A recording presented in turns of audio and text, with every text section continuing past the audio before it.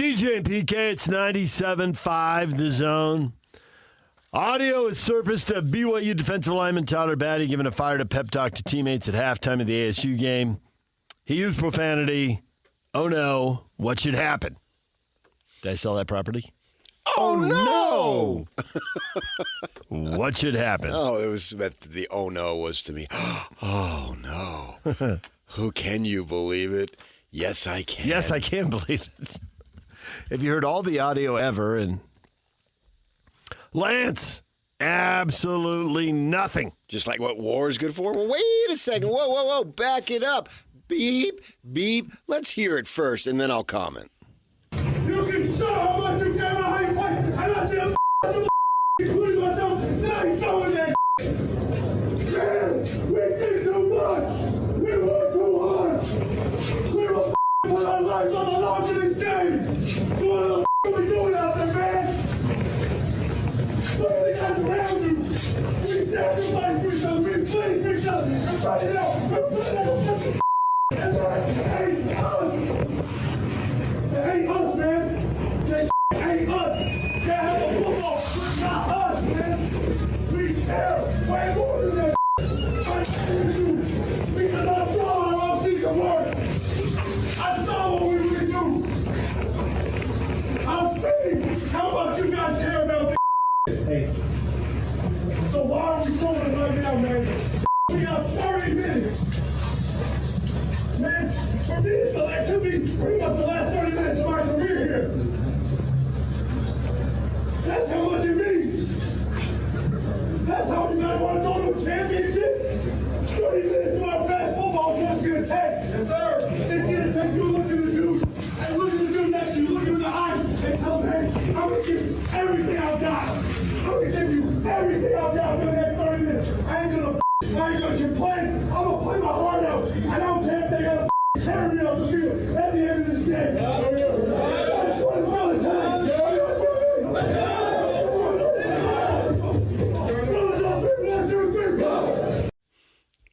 Well, let's finish this up with a prayer and go out there. Matt, so that's why the magic didn't happen.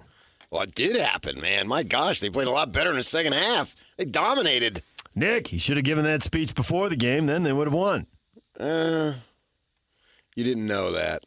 I don't know that you can get that fever pitched. Yeah, my response to it is big deal. I will say, and I've been saying this for years, I think that's why some of these folks who want to tell you that BYU is so different, tone that down. My experience, you're not that different. You're like everybody else. You got a few rules over there, good for you. But just because you got the rules, all right, they're nice rules, but that doesn't mean everybody's living them. I learned that at Peterson Gym, San Diego, California. Peterson Gymnasium. Yes. The list of people in this state who would say that is pretty short. Because that was like a PE facility where the Aztecs used to play basketball. Built in the 30s. Yeah, they got a beautiful basketball arena now. I was there for the very first game of that one when it opened. They played BYU in a non-conference game, even though they were in the same conference. And so there, it was just like a high school locker room, basically. And you just walk in, and they go in the locker room, and then you stay there on the outside. But you can hear everything. You hear everything. Yeah. And this type of stuff was going on. I didn't bat an eyelash. I'd been exposed to that, obviously. I've been exposed to that in high school, let alone major college basketball. Yep. Yeah. And that's the way it is. Didn't really matter to me. Didn't care. I don't care now.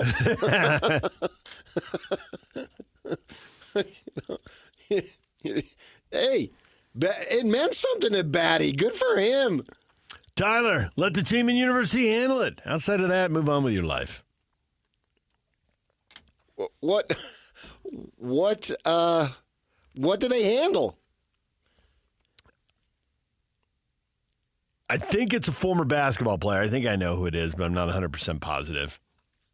I'm pretty sure it was Jonathan Taverneri, who has a story about cussing at some point and all that. And like he had to go in the coach's office on Monday, and then I think an assistant coach or a grad assistant. Yeah, but that was in a public setting. This isn't in a public setting. No, this is in a locker room. This should have never been recorded. It should have never been released. And I think ASU needs to find out who did that, because that's a low blow. That's off limits, man. That's not acceptable. But, at the same time, BYU ought to consider it a badge of honor.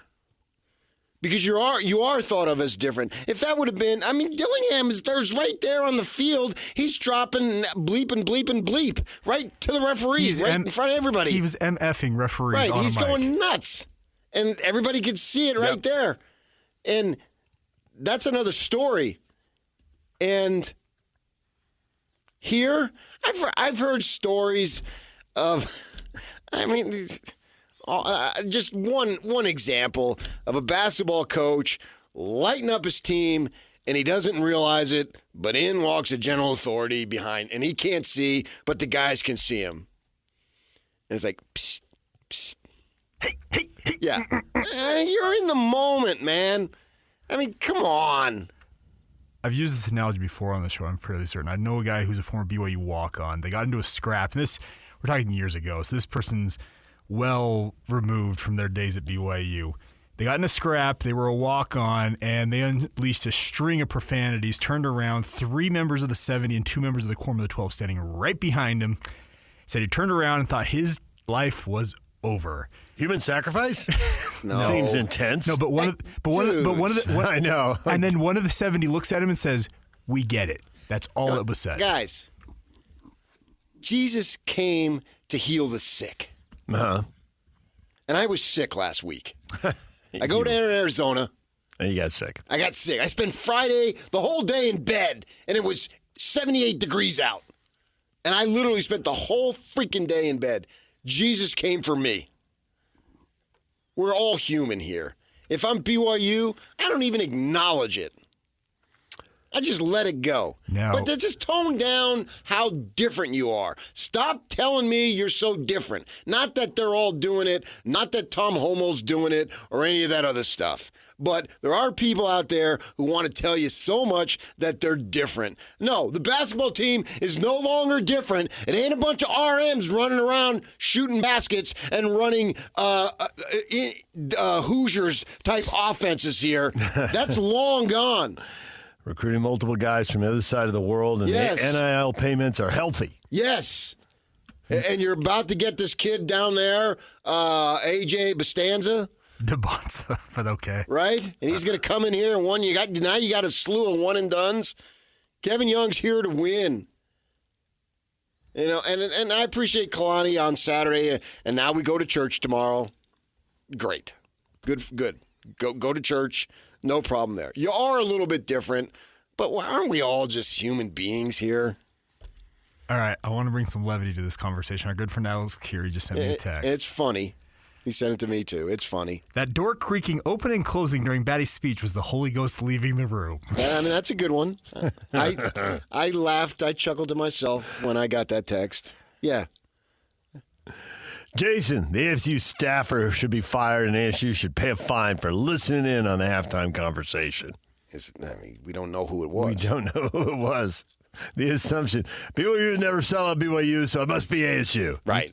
You'd have to get CCTV footage and be able to identify a clearly person. it was Dallin Levitt. Yes, that's who it was, yes.